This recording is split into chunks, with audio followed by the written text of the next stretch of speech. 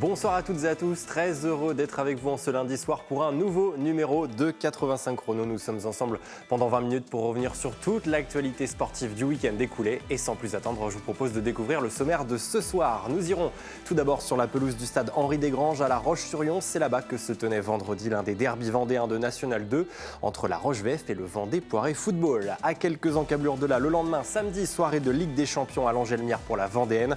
Les Rouges et Noirs recevaient 2 cadors européens pour tenter de décrocher un billet pour la plus prestigieuse des compétitions continentales. Samedi soir était aussi synonyme de rencontre à rallonge et à suspense du côté de La Ferrière. Les pongistes ferriérois recevaient Saint-Jean-de-la-Ruelle pour un duel entre deux des meilleures formations de N2 en ce début de saison. Et puis enfin, direction les Landes Génusson en volleyball. L'AS landaise affrontait l'équipe de Brest hier dimanche après-midi, un match disputé à la Salle Océan que vous découvrirez en fin d'émission. Voilà pour le programme de ce lundi 4 novembre 2024. 85 chrono, c'est parti.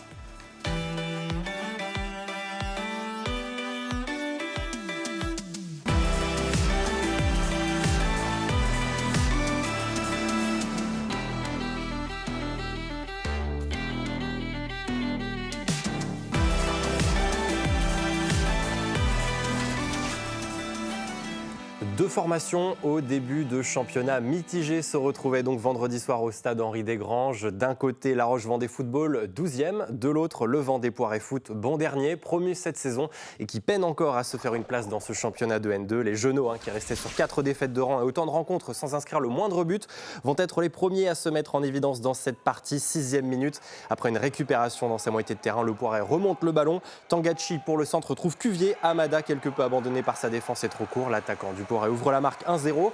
Les hommes de Rabi Zerwal sont les plus en vue en ce début de match et manquent de peu de faire le break quelques instants plus tard.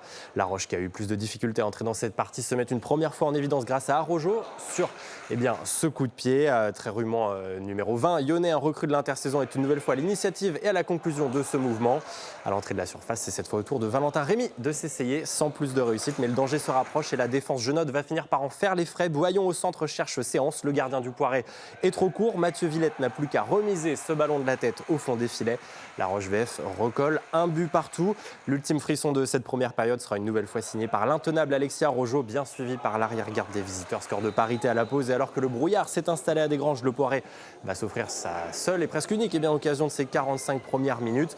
Une seconde période plus terne, largement dominée par les Lyonnais qui mettent de l'intensité, s'offre plus d'occasions, mais sans être véritablement dangereux. Regroupé en bloc bas, la défense à 4 genotte ne laisse que peu d'espace à La Roche.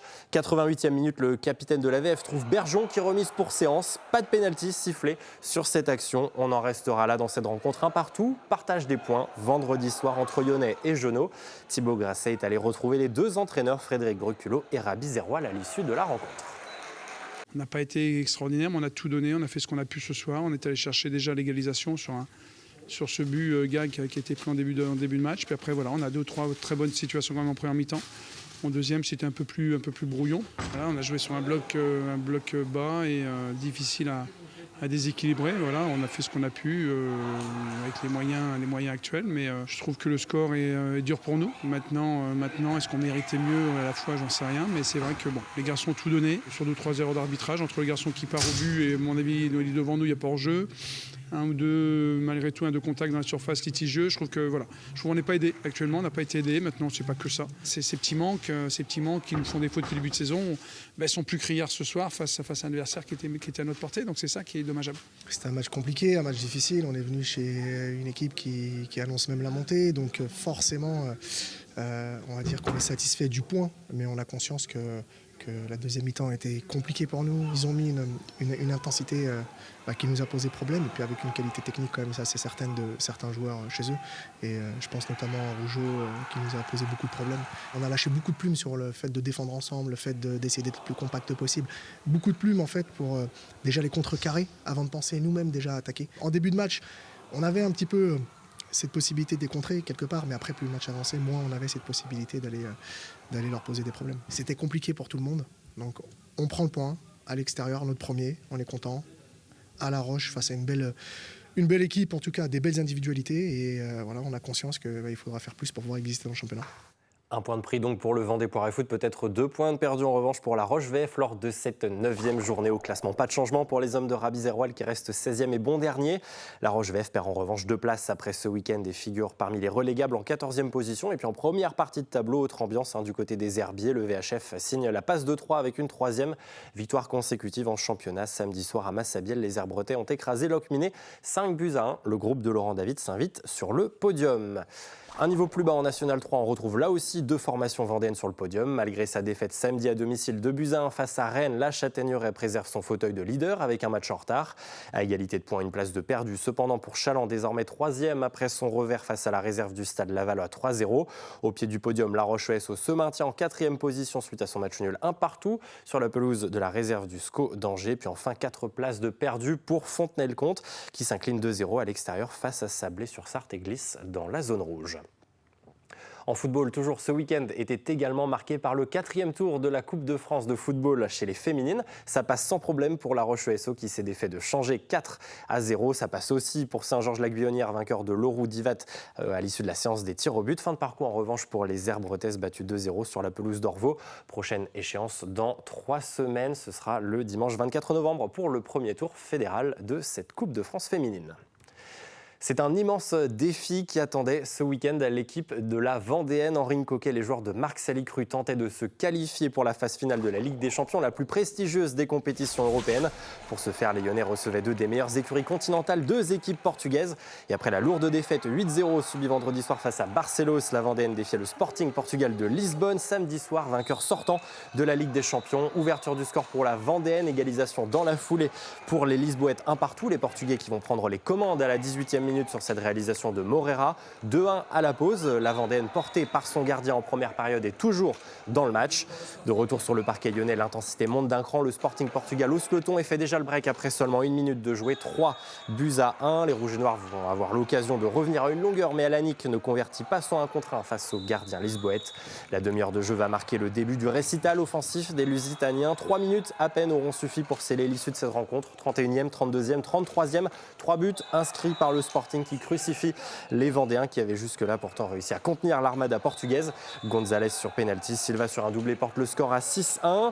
La Vendéenne s'offrira un petit bol d'air avec cette réalisation signée Manuel Mir réalé à la 34e minute. Mais impitoyable, le Sporting inscrit un nouveau but dans la foulée tout en technique, 7-2. Et bien que la décision soit déjà faite, la Vendéenne n'abdiquera pas à l'image de son numéro 5, Marcos Pinto, auteur de ce superbe but lointain, 7-3 puis 8-3. La Vendéenne s'incline donc face au Sporting Portugal Lisbonne sans surprise. Au vu du tirage très relevé, les Rouges et Noirs ne verront pas la Ligue des Champions cette saison. La réaction de Marcus Salicru, suivi du directeur sportif de la formation portugaise avec Thibaut Grassin. Je pense qu'aujourd'hui, on a vu notre vrai visage. En fait, hier, on n'a pas fait une entame de match trop bonne. On était peut-être un peu dépassé par le niveau de la compétition parce qu'on a eu un début de saison un peu compliqué. Et finalement, aujourd'hui, je suis content parce qu'on retrouve des bonnes choses qu'on a fait depuis le début de saison. Oui, ils jouent comme ça tous les week-ends. Nous, on a un week-end, 2 week-ends à l'année qu'on peut jouer à ces niveaux-là. Donc, du coup, c'est sûr que tant qu'on a le physique, on résiste quand même les matchs. Et je pense que dans le premier mi-temps, on la joue vraiment, vraiment bien.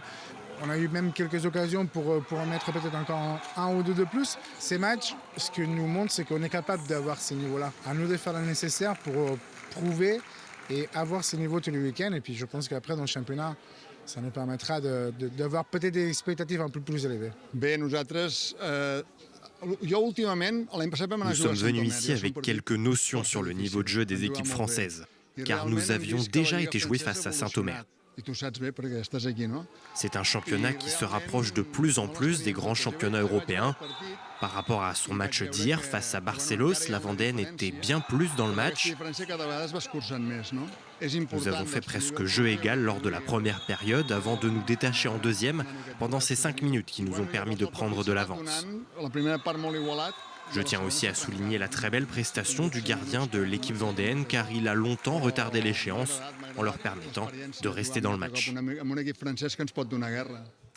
Éliminée donc de la Ligue des Champions, eh bien la Vendéenne sera tout de même reversée en WSE Cup, la seconde compétition européenne, avec un match aller des huitièmes de finale dès le 30 novembre prochain. Ce sera face aux Italiens de Val d'Agno. Et si la Vendéenne avait la tête, eh bien l'Europe ce week-end, le championnat se poursuivait pour le Poiré-sur-Vie. Le Poiré Roller était en déplacement à Saint-Omer samedi en match avancé de la 7e journée de N1 Elite. Défaite 6-3 pour les Jauneaux dans le Pas-de-Calais. Les deux formations intervertissent les rôles. Leader avant cette rencontre, le Poiré est désormais le dauphin de la formation audomaroise. Un détour à présent par la Saône-et-Loire sur le parquet de Charnay-les-Mâcons. C'est là-bas qu'avait rendez-vous la Roche Vendée Basket samedi pour la 5e journée de Wonder League. La Roche réalise une bonne entame. Les locales semblent quelque peu hors sujet sur ses premières minutes. Le RVBC est donc en tête à l'issue du premier quart-temps 13-6. Les Vendéennes qui sont montées jusqu'à +9 vont voir les Bourguignonnes reprendre des couleurs. Désormais plus tranchant en attaque, c'est bien Charnay qui fait la course en tête à la pause 27-23. Rien d'insurmontable pour les joueuses de Manu Body qui vont livrer une belle copie à la reprise. 36 partout après 5 minutes. Moment de bascule que ne saisissent pas les Lyonnaises, toujours en retard de 4 longueurs. Finalement, les Pinkies vont venir inscrire 12 points consécutifs pour s'offrir une fin de match plus en contrôle. Nouvelle défaite pour La Roche, 67-54. Les Lyonnaises ont manqué une belle occasion de glaner leur premier succès de la saison en championnat. On va le voir au classement avec cette nouvelle performance. Et bien, contre-performance, les Tigresses concèdent leur 5e défaite consécutive en Wonder League et restent bonne dernière de ce classement à la 12e et dernière place avec un panier average largement défavorable. Seuls Chartres et Villeneuve d'Ascq imitent les Lyonnaises avec 5 revers de rang et toujours aucune victoire cette saison après 5 journées disputées. Autre résultat basket, cette fois chez les garçons en National 1 masculine. Les Sables Vendée Basket ont signé le carton de cette 10e journée. Vendredi soir devant leur public, les joueurs de François Sens ont fait plier Rennes sur le score de 90-61. Le LSVB gratte une place dans ce groupe et s'affiche à la 11e place. De son côté, dans le même temps, le Vendée Chaland Basket jouait à Levallois-Perret. Le VCB s'incline 69-83. 2 places de perdu pour le groupe de Sébastien Lambert, désormais 7e.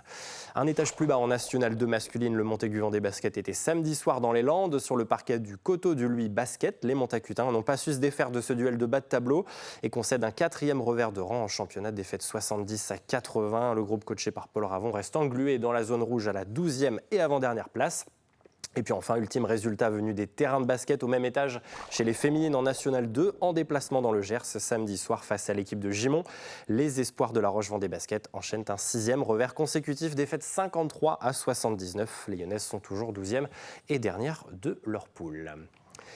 Une rencontre haletante, du grand spectacle et du suspense. C'est le menu qui vous était proposé bien samedi soir au complexe de La Ferrière en tennis de table pour le compte de la 4e journée de National 2 messieurs. Les Ferriérois accueillaient l'équipe de Saint-Jean-de-la-Ruelle. Deux formations au bilan identique en ce début de saison, 2 victoires et une seule défaite. Les Loiretains se présentaient en Vendée avec un gros morceau sur le papier. Anastasios Rignotis, classé au 117e rang français. Un adversaire auquel se mesure Axel Bossis dans la première salve de simple. Le jeune Ferriérois de 15 ans accroche un set au numéro 1 adverse. Dans les autres matchs, le joueur et capitaine Mathieu Perdriau s'en sort en 3-7, tout comme Arthur Thomas qui décroche lui sa première victoire cette saison.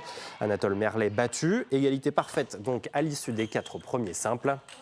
En deuxième rotation, Axel Bossis s'impose au finish. Dans la 5e manche, Mathieu Perdriau tombe lui avec les honneurs après 5-7 très disputés face à Anastasios Rignotis.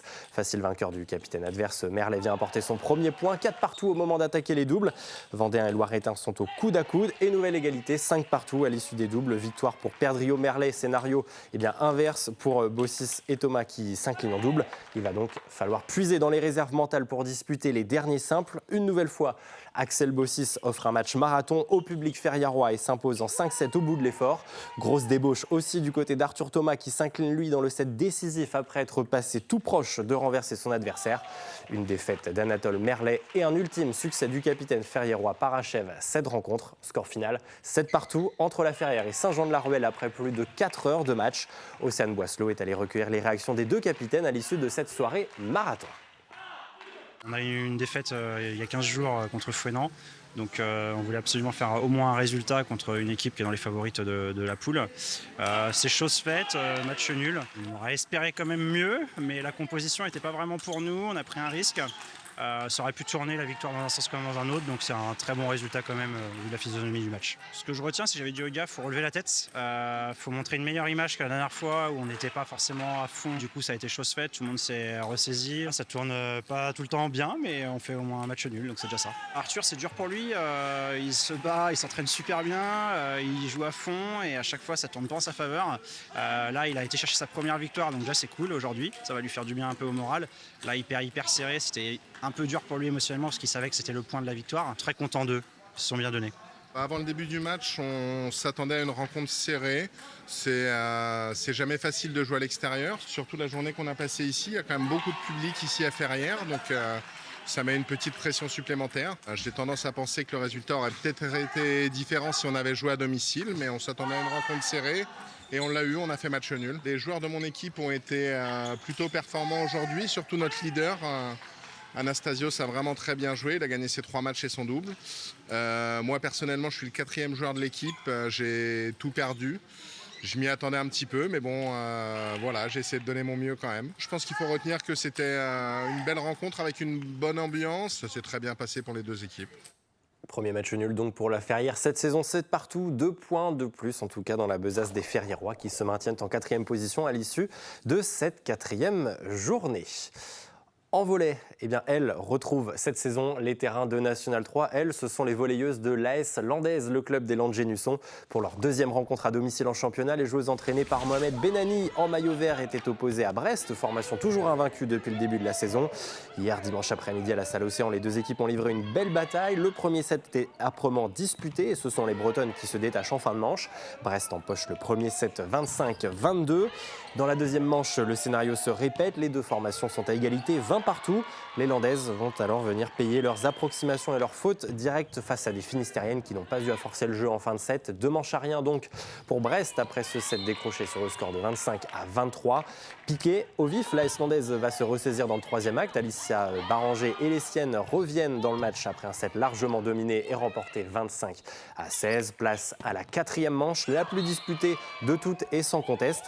Et dans le Money Time, eh bien, ce sont les visiteuses qui vont se montrer une nouvelle fois les plus solides, trop peu incisives et chirurgicales dans les moments clés. Les Landaises s'inclinent donc 3-7-1, 30-28 dans la dernière manche. Quelques regrets forcément pour le coach des Landes-Génusson, Mohamed Benani, qui était au micro d'Océane Boisselot. Quand on passe à côté de beaucoup de choses comme ça, c'est très difficile d'espérer quoi que ce soit. Maintenant, on a même flirté avec un 5e set. Je pense qu'on ne pouvait pas espérer mieux par rapport à nos fautes, par rapport à nos bêtises. J'espère que les filles un petit peu vont replonger un petit peu dans leurs souvenirs et puis comprendre d'elles-mêmes un petit peu qu'est-ce qui manque. Qu'est-ce qui fait qu'à un certain moment, on arrive à 20, on joue très bien et qu'on arrive à 20 et qu'il y a quelque chose qui s'est éteint. Elles ont laissé tout ce qu'elles avaient. Et j'aurais voulu que ça paye pour elles. On a perdu un match, c'est pas la fin du monde, certes. Mais il ne faudrait pas qu'on passe tout notre championnat, il ne faut pas qu'on passe devant des occasions. C'est ça le mot ou la phrase que je vais retenir pour ce match-là. Il faut arrêter de louper les occasions qui nous sont offertes sur un plateau d'argent. Une équipe très compliquée à jouer, surtout ici, avec le public qu'il y a. Donc on savait que ça allait être un gros match et surtout dans le combat, tout n'a pas été parfait et je savais que ça n'allait pas être parfait au niveau technique. Mais j'ai dit aux filles de jamais rien lâcher et c'est ce qu'elles ont fait, donc c'était très bien. Je pense qu'il y a des phases qui étaient bien au niveau du jeu, au niveau technique. Par contre, on a encore beaucoup de choses à travailler si on veut aller embêter des équipes plus haut. Moi, j'ai pour ambition d'aller chercher plus haut au niveau technique et pour que les filles aussi progressent, qu'on construise un vrai projet à un niveau un peu plus haut si on peut dans les années à venir. Donc ce qu'il faut, c'est vraiment travailler. Ce qu'on va retenir là, c'est les 3 points et le mental qu'elles ont eu qu'on n'aurait pas forcément eu l'année dernière. Et après sa victoire inaugurale lors de la première journée, l'AS Landaise n'arrive donc pas à enchaîner. 3e défaite de rang pour les volleyeuses des Landes-Génusson qui perdent une place au classement et pointent désormais en 8e position, juste au-dessus de la zone de relégation. Et puis on jouait également ce week-end au même étage en National 3 chez les garçons. Samedi soir, Montaigu-Vendée-Boufféret accueillait l'équipe 2 du Stade Poitvin. L'équipe emmenée par Khalid Satour est allée décrocher son premier succès de la saison, victoire 3-7-1. Le MVBVB s'extrait de la zone rouge après 4 journées. Et puis dernier résultat de la soirée du côté du hockey sur glace avec le Hogli qui réalise décidément un début de championnat en dents de scie. Les Aigles lyonnais accueillaient samedi soir Montpellier. Les hommes de Juraj Oselka n'ont pas su se défaire du leader montpelliérain, défaite 4-0. Une place de perdu pour le Hogli à l'issue de cette 5e journée qui pointe actuellement en 7e position. Et puis avant de se quitter, ça y est, la grande échéance se rapproche. J-6 avant le grand départ du Vendée Globe. Ce sera ce dimanche 10 novembre à 13h02, très précisément. Dernières occasions donc cette semaine pour vous d'aller flâner sur les pontons du Vendée Globe du village au Sables d'Olonne et de prendre le pouls au plus proche des 40 IMOCA qui s'élanceront pour la 10e édition. L'occasion de vous annoncer que TV Vendée vous fera vivre en direct le grand départ ce dimanche 10 novembre avec un dispositif exceptionnel à terre et en mer. Une émission à suivre dès le lever du jour dimanche et jusqu'au top départ en partenariat avec le quotidien Ouest France et le magazine Voiles et Voiliers. Voilà, vous savez tout de l'actualité sportive de ce début de semaine et de ce week-end. Puisque l'actualité bien sportive ne s'arrête jamais sur TV Vendée, on se retrouve dès ce jeudi soir avec nos invités de La Roche Vendée Handball. D'ici là, très belle soirée et belle semaine à tous sur TV Vendée.